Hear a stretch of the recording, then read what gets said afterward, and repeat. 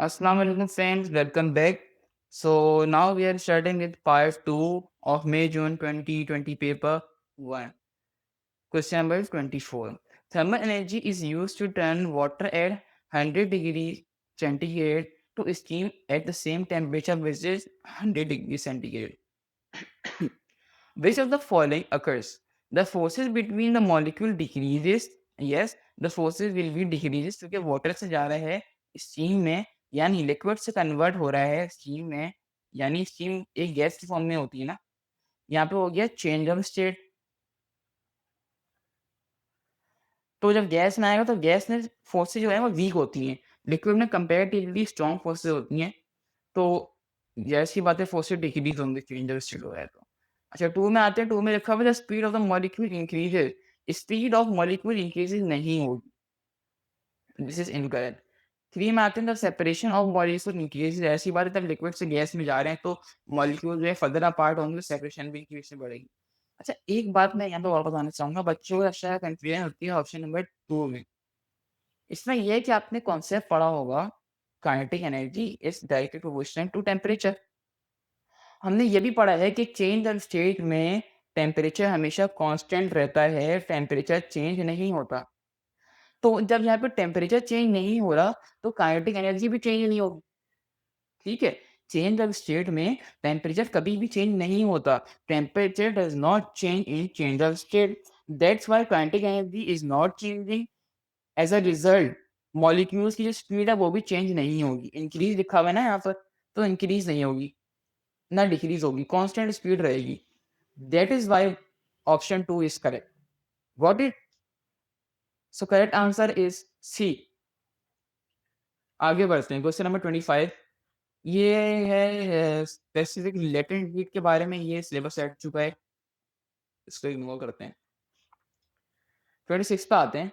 What always happen when the temperature increases. जब भी temperature बढ़ता है तो क्या होता है? A gas as constant temperature expands, ऐसा होता है। मगर स्टेटमेंट वाले क्वेश्चन में सारे स्टेटमेंट पढ़ते हैं।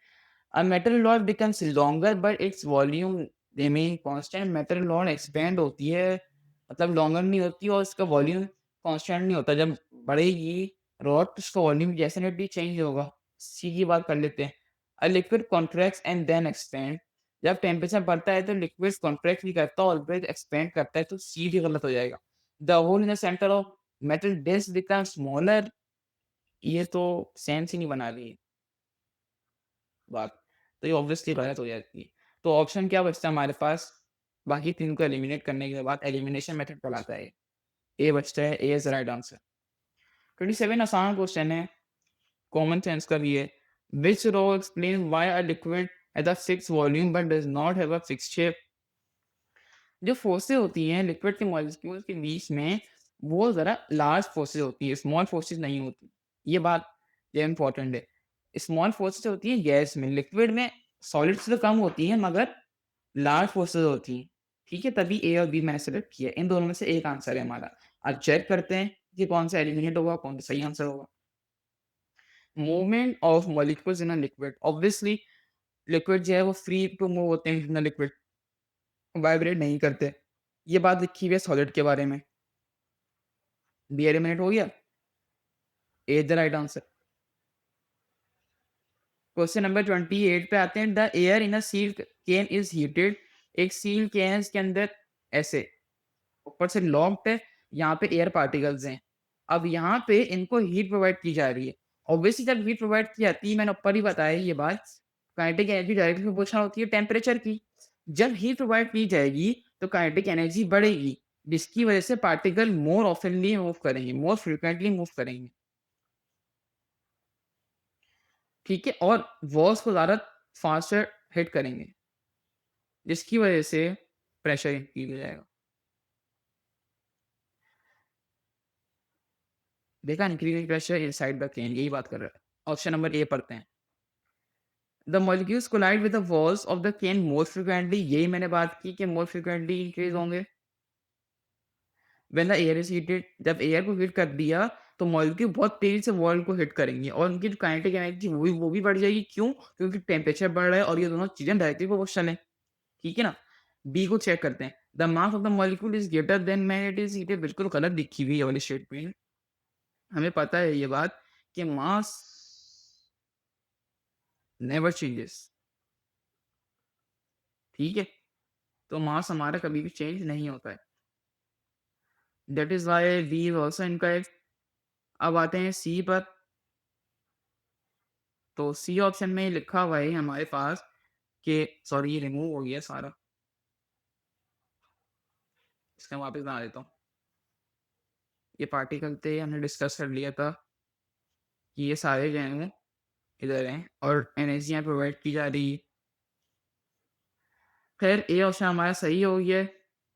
बी और सी हमने एलिमिनेट कर दिया। लिखा हुआ है मोर मॉलिक्यूल्स पर volume when the air is heated. More molecules नहीं होंगे क्योंकि वॉल्यूम बढ़ नहीं रहा। जब प्रेशर बढ़ता है तो वॉल्यूम हमेशा डिक्रीज होता है। That is why C is correct. D में लिखा है that separation of molecule become greater when the heat is when the air is heated. नहीं, सेपरेशन ग्रेटर नहीं होगी। मोस्ट सुटेबल और राइट आंसर भी यही है हमारे पास।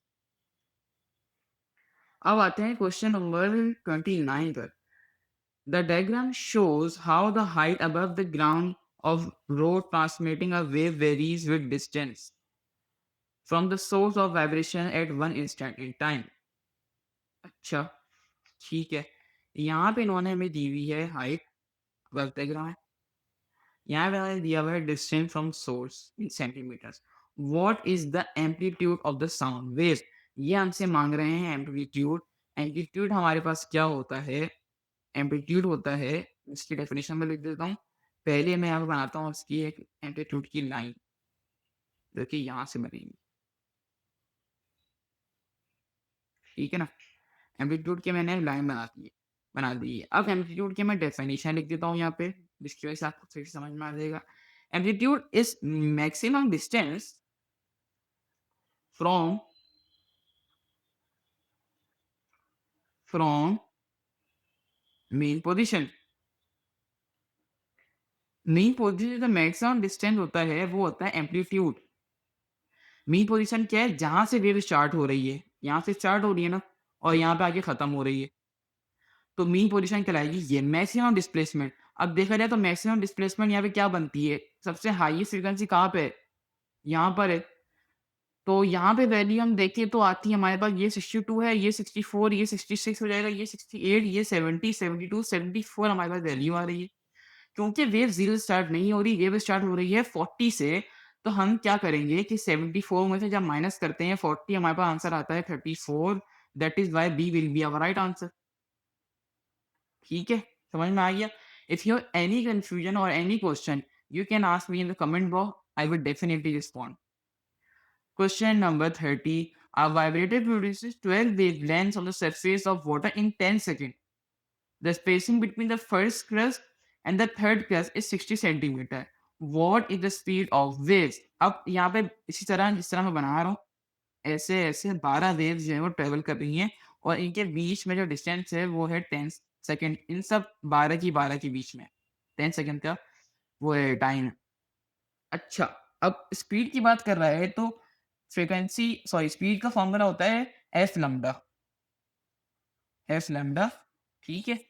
तो फ्रीक्वेंसी सबसे पहले निकाल लेते हैं। फ्रीक्वेंसी का फॉर्मूला होता है एफ इक्वल्स टू 1/t। ये होता है 1 वेव्स के लिए, ठीक? अब क्योंकि यहाँ पे 10 वेव्स हैं, हम लिखें यहाँ पे 10 और टाइम कितना है हमारे पास? 10 सेकंड्स। सॉरी वेव हमारे पास है 12, sorry my bad. 12 divided by 10 हमारे पास आ जाता है 1.2। यह है हमारे पास फ्रीक्वेंसी व्हिच इज़ 1.2। इसी तरह वेवलेंथ किस तरह आएगी? जब 12 वेव्स में डिस्टेंस है 6 सेंटी सॉरी अब देखें, एक चीज़ मैंने भूल गया। क्रस्ट 1 से लेके क्रस्ट 3 के बीच में डिस्टेंस कितना है? 60 centimetre.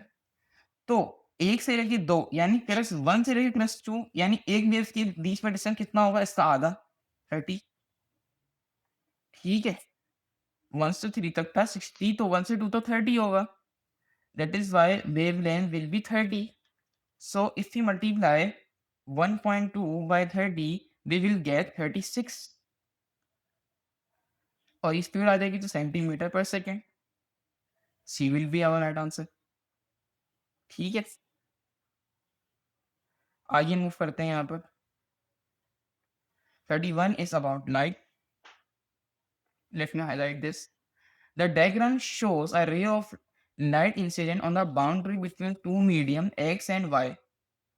The mediums have different refractive indexes.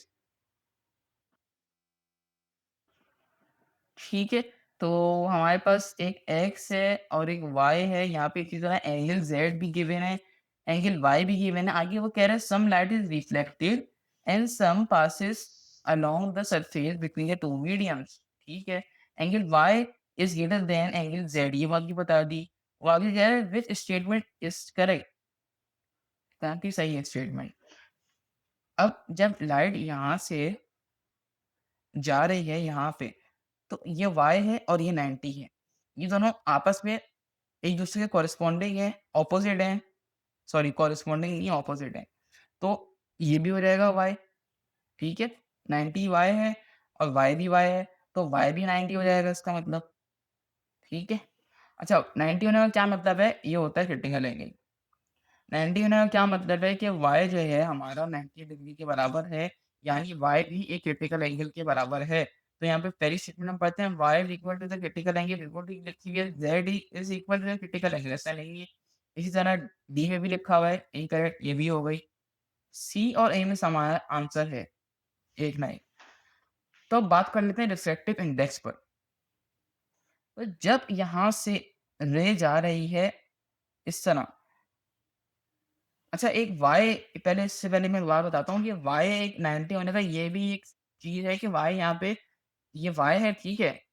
इसी तरह क्या है कि ये y है तो फिर ये भी y होगा, जो ये वाला एंगल है। क्योंकि रिफ्लेक्शन में दोनों एंगल सेम होते हैं, law of reflection, remember this. अच्छा, अब बात कर लेते हैं वापस रिफ्रैक्टिव इंडेक्स की। W has a greater refractive index than X। W का रिफ्रैक्टिव इंडेक्स X से ज़्यादा है, इसको चेक करेंगे ऐसे। क्योंकि W पे रे जा रही है तो W पे जाके रे जो रे है वो रिफ्रैक्ट हो रही है और क्रिटिकल एंगल बना रही है। तो इसका मतलब है कि W का रिफ्रैक्टिव इंडेक्स यानी स्पीड ऑफ लाइट थोड़ी कम है। जबकि Z पे क्या हो रहा है, लाइट फौरन आके यूं रिफ्लेक्ट कर रही है, जिसकी वजह से टोटल इंटरनल रिफ्लेक्शन हो रही है और लाइट की स्पीड भी x में ज़्यादा है। दैट इज़ व्हाई x का रिफ्रैक्टिव इंडेक्स ज़्यादा है एज़ कंपेयर टू W। ठीक है, आगे मूव ऑन करते हैं। Question number 32। Light enters a glass block at an angle of incidence I and produces an angle of reflection R in the glass। ठीक है, glass block है, यहाँ से लाइट आ रही है, यहाँ से लाइट जा रही है, angle of incidence I, angle of reflection R दिया हुआ है। Several different values of I and R are measured and a graph is of sin I against sin R। Which graph is correct? कौन सा graph सही है? अगर हम इसकी बात करते हैं तो let me see, sorry, let me see here. ये साइन आई है, अगर this will be sine R. तो अब हमारे पास अगर वैल्यू है sine I upon sine R की, जो कि बराबर होती है रिफ्रैक्टिव इंडेक्स के, तो अब देखिए यहाँ पर साइन आई जो है वो लार्जर है, यहाँ साइन आर जो है वो लेस है। अच्छा, एंगल लेस होने का मतलब है कि मोर डेंस मीडियम है, एंगल लार्ज होने का मतलब है कि लेस डेंस मीडियम है, ठीक है? तो एंगल साइन जब है 1, तो आर इसका आधा है, 0.5, जिसकी वजह से जैसे-जैसे आई बढ़ेगा उसी तरीके से जो एंगल आर है वो भी बढ़ता रहेगा। That is why correct answer will be A, क्योंकि एंगल का फ़र्क आ रहा है यहाँ पे, ठीक है? Let's jump toward question number 33। A converging lens is used to produce a virtual, पहली बात ये लिखी हुई है कि वर्चुअल है, और मैग्नीफाइड इमेज। आगे लिखा हुआ which ray diagram shows the ray passes through the converging lens. Converging lens की बात हो रही है, तो कन्वर्जिंग लेंस हमेशा, जैसे कि डायग्राम में बना हुआ है, हमेशा ऐसे होता है, इसके 2 पॉइंट्स होते हैं, शार्प एजेस होते हैं, जबकि डाइवर्जिंग हमेशा ऐसे बनता है, इसके 4 कॉर्नर होते हैं। इसकी वजह से ए और सी तो बिल्कुल गलत होगा, क्योंकि डाइवर्जिंग लेंस ही बनाए हैं यहाँ पे। अब बी और डी से देखना है। अच्छा, बी में क्या है कि यहाँ से रे आ रही है, फिर जाके यहाँ पे कन्वर्ज हो रही है, मतलब इधर आ रही है। अब ये एक मैग्नीफाइड इमेज नहीं बना रही, ये एक स्मॉल इमेज बना रही है। और जब यहाँ पे रे आके मीट हो रही है, तो ये एक रियल इमेज हो हुई बन रही है। Real image is image which can be captured by screen.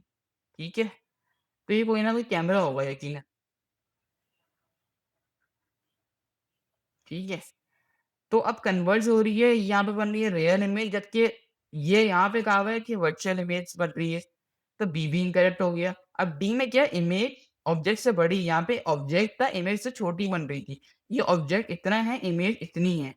Image बड़ी है, इसका मतलब इमेज मैग्नीफाइड भी है। दूसरी बात क्या है कि इमेज हमें मीट नहीं कर रही। इसका मतलब है कि वर्चुअल इमेज है, virtual image is the image which can not be captured in screen. ठीक है? That is why D is correct. आगे बढ़ते हैं क्वेश्चन नंबर 34 की तरफ।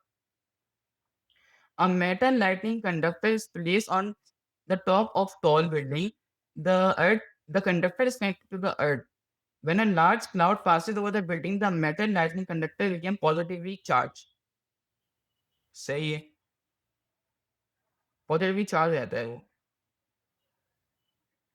What happens to the lightning conductor to produce a positive charge at its top? किसकी वजह से पॉजिटिव चार्ज यहाँ पे हो रहा है? ये बात याद रखिएगा, जब यहाँ से चार्ज आएगा, तो ट्रांसफर के टाइम प्रोटॉन नेवर मूव। ये बात याद रखिएगा। प्रोटॉन ना तो ट्रांसफर होता है, ना रिसीव होता है। While electrons, negatively charge electrons always move या ट्रांसफर। सही। अब ऑप्शन पढ़ लेते हैं। इलेक्ट्रॉन मूव डाउनवर्ड्स, सही बात देखी हुई है। And proton move upwards, proton की बात करें, जहां प्रोटॉन लिखा हुआ है वो वाला ऑप्शन बिल्कुल बिल्कुल गलत हो जाएगा। अच्छा, बी में कह रहे हैं only electron move in the conductor. ये बात ठीक हो सकती है, मगर स्टेटमेंट हम सारी पढ़ेंगे। प्रोटॉन, फिर दोबारा proton, proton in the air attach themselves to the conductor, ये बात भी गलत लिखी हुई है, क्योंकि प्रोटॉन्स की बात कर रहे हैं, जैसे प्रोटॉन मैंने बताया कि मूव ही नहीं करते। तो इस हिसाब से बी हमारा सही आंसर है, क्योंकि इलेक्ट्रॉन ऑलवेज मूव। क्वेश्चन 35 के ऊपर आते हैं। Two insulated and uncharge metal sphere X and Y are touching. सही है। A positively charge rod is held near X and then the spheres are move apart. X now has a negative charge. अच्छा, positively charge rod लिया, यहाँ पे आ गया negative charge, यहाँ पे आ गया पॉजिटिव चार्ज वाई के ऊपर। क्योंकि जब इनसे से मिले हुए हैं ये, तो यहाँ पे सबसे पहले पहली बात तो ये है कि पॉजिटिव और नेगेटिव चार्जेस दोनों होंगे स्फीयर के अंदर। मगर जब यहाँ पे पॉजिटिवली चार्ज रॉड लेके आ गए, तो हमने हमेशा पढ़ा है कि पॉजिटिव और नेगेटिव अट्रैक्ट करते हैं। तो स्फीयर में से नेगेटिव चार्ज इधर आ गए और ये अट्रैक्ट हो गए रॉड से। जबकि जो पीछे जो बचे, वो सिर्फ और सिर्फ पॉजिटिवली चार्ज बचे।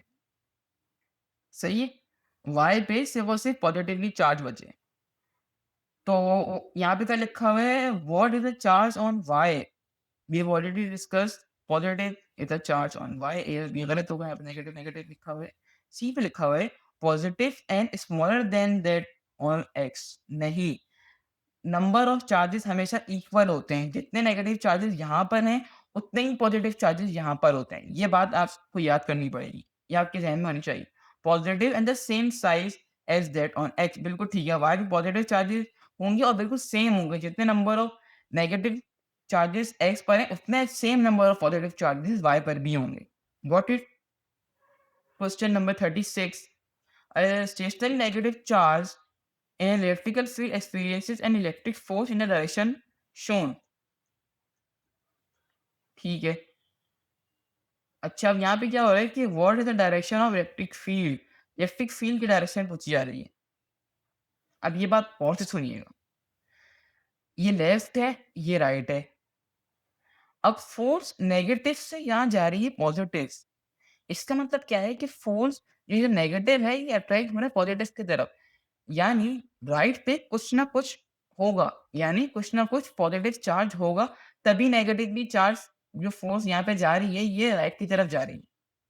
सही राइट पे है पॉज़िटिव चार्ज। अच्छा, अब हमने क्या पढ़ा है कि जो इलेक्ट्रिक फ़ील्ड है या फ़ोर्स है वो किस तरफ ट्रैवल करती है? नॉर्थ से साउथ यानी पॉज़िटिव टू नेगेटिव। पॉज़िटिव से लेकर नेगेटिव ट्रैवल करती है। तो अब ये भले नेगेटिव से पॉज़िटिव जा रही है, मगर जो ट्रैवल होगा इलेक्ट्रिक फ़ोर्स का, वो होगा पॉज़िटिव टू नेगेटिव। ये बात हमने पहले भी पढ़ी है, ठीक है? दैट इज़ व्हाई हमारा कौन-सा ऑप्शन सही बन रहा है? B, to the right. यहाँ पे पॉज़िटिव चार्ज था और इलेक्ट्रिकल फ़ील्ड ट्रैवल कब करती है? पॉज़िटिव से नेगेटिव की तरफ, ठीक है? B is the right answer. अच्छा, अब यहाँ पे लिखा हुआ है, "a metal wire of length L and cross section area A has a resistance R। A second wire is made from the same material. It has a length of 2L." 2L का मतलब है कि यहाँ पे resistance 2R होगा, क्योंकि resistance यहाँ पे लिख देता हूँ मैं, रेजिस्टेंस और लेंथ डायरेक्टली प्रोपोर्शनल होते हैं, जबकि रेजिस्टेंस और एरिया इनवर्सली प्रोपोर्शनल होते हैं। ठीक है? यहाँ पे मैंने 1 लिखा हुआ है। अच्छा, अब आगे देखते हैं, यहाँ पे 2R रेजिस्टेंस हो गई और लिखा हुआ क्रॉस सेक्शनल एरिया 4A। अब जब रेजिस्टेंस 2R थी, जब एरिया इससे डबल हो गया तो रेजिस्टेंस इससे आधी हो जाएगी। तो क्या हो जाएगा ये? R/2, एरिया हाफ हो जाएगा। एरिया बढ़ गया है, सॉरी एरिया बढ़ा है जिसकी वजह से रेजिस्टेंस हाफ हो जाएगी। 2R से R2 हो जाएगी, 2 गुना कम हो जाएगी, यानी इसमें डिवाइड हो गया है। मल्टीप्लाई का मतलब होता है बढ़ रही है, डिवाइड का मतलब होता है कम हो रही है। That is why C will be our right answer. Question 36 पर आते हैं। The diagram shows a circuit. अच्छा, what effect does closing the switch have on the reading of ammeter X and ammeter Y? अच्छा, एक बात है कि अब यहाँ से करंट जो है वो फ्लो कर रहा है। करंट यहाँ से आया, स्विच ऑन है, जो मेन स्विच है वो ऑन है, करंट यहाँ से प्रोड्यूस कर रहा है, सर्किट के अंदर जा रहा है करंट। तो वाई तो चलता रहेगा, ठीक है ना? अब क्या होगा? वाई में करंट जा रहा है और एक्स में भी करंट जा रहा है। अब मैं अगर जो बीच वाला स्विच लगा हुआ है, इसको ऑन कर देता हूँ, क्या मतलब? कि अगर ये वाला स्विच ऑन हो जाता है, हमारे पास एक मिनट ज़रा, ये मसला हो गया है। ठीक है, अगर हमारे पास ये वाला स्विच ऑन हो जाता है, इसमें हम क्या करेंगे, ये ऑन हो गया। अब करंट पूरे सर्किट में फ्लो करने के बजाय क्या होगा, क्योंकि ये सर्किट ऑन हो गया तो करंट यहाँ के यहाँ ही फ्लो करेगा बस, यूँ-यूँ। ऊपर ही ऊपर फ्लो करेगा, नीचे करंट जाएगा ही नहीं। जिसकी वजह से एमीटर वाई की रीडिंग जो है वो डिक्रीज़ हो जाएगी, क्योंकि यहाँ पे करंट बहुत कम, यानी या तो फ्लो ही नहीं करेगा या तो बहुत ही कम प्रोड्यूस होगा यहाँ पे करंट। क्योंकि स्विच जो है ऊपर वाला वो ऑन हो गया तो नीचे करंट जाएगा ही नहीं, वहीं से वहीं पैराग्राफ जैसे मैं आपको पहले ही बताया। तो reading on ammeter Y decrease हो जाएगी। और एक्स में जब एक्स यहाँ पे लगा हुआ है, तो जब इसी सर्किट में करंट मूव करता रहेगा तो एक्स की जो करंट की वैल्यू है वो इंक्रीज़ हो जाएगी। That is why C will be the right answer. ठीक है ना? आगे चलते हैं। A rectangular current carrying coil is pivoted between the poles of an electromagnet. Which action does not on its own increase the size of the turning effect of exerted on the coil? अब turning effect यानी किस तरह increase होगा, ये पूछ रहा है वो। मतलब सॉरी सॉरी, वो पूछ रहा है किस तरह इफ़ेक्ट नहीं पड़ेगा, इफ़ेक्ट नहीं होगा, वो नॉट कवर्ड लिखा हुआ है, ठीक है। अब ए पढ़ते हैं, increasing the current in the coils of electromagnet. तो हमने पढ़ा है कि जब करंट बढ़ता है तो इलेक्ट्रोमैग्नेट पे इफ़ेक्ट आता है, ये जो फैक्टर है उसके उनमें से एक फैक्टर करंट भी है, तो that is why A is incorrect, क्योंकि उन्होंने नॉट कहा हुआ है। अच्छा, डी में लिखा हुआ है increasing the current in the rectangular coil, वही बात, करंट को इंक्रीज़ करेंगे फिर दोबारा इफ़ेक्ट आएगा कॉइल पर, इस तरह बी भी इनकरेक्ट हो गया हमारा। अच्छा, सी में कह रहा है reversing the current in the electromagnet. अब जब करंट को रिवर्स कर देंगे, तो फिर कुछ ना कुछ इफ़ेक्ट पड़ेगा, कोई ना कोई इफ़ेक्ट होगा कॉइल पे, तो ज़्यादा करंट प्रोड्यूस होगा तो कम प्रोड्यूस होगा। जिसकी वजह से सी हमारा आंसर है और सबसे सारा अलग स्टेटमेंट में सी ही लिखी हुई है। बाकी ए, बी, डी में तीनों में इंक्रीजिंग लिखा हुआ है। अच्छा, डी में क्या लिखा हुआ है कि increasing the number of turns of rectangular coil. वही बात, नंबर ऑफ टर्न्स बढ़ा, अच्छा करंट और number of turns of coil दोनों जो है वो फैक्टर है इलेक्ट्रोमैग्नेट में करंट प्रोड्यूस करने के। इन दोनों की वजह से करंट प्रोड्यूस होता है।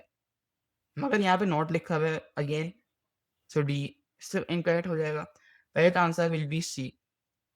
सो let's move toward our last question of this paper, question 40.